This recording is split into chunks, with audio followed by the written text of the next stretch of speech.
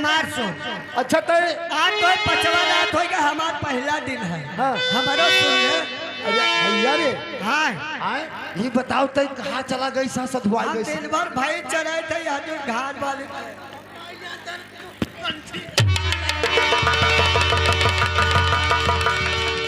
भैया सुन, तुम मजाक करते हो लेकिन हमसे पार ना पायो दो, लेकिन हम यहाँ तो का दोनों जानते न रन की हमारे तक गड़ी आवत भाई हाँ। अरे चुनरी तोरा गिर गया, अरे चुनरी तोरा गिर गया, यही जंगल वही चुनरी तोरा गिर गया, यही जंगल वही चुनरी।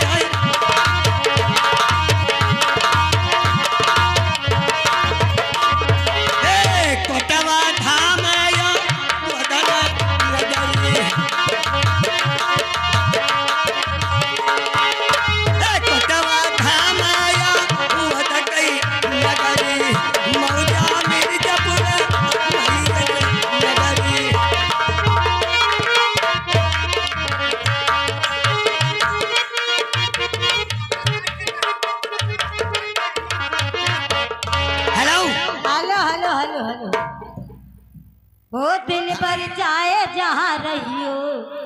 हेलो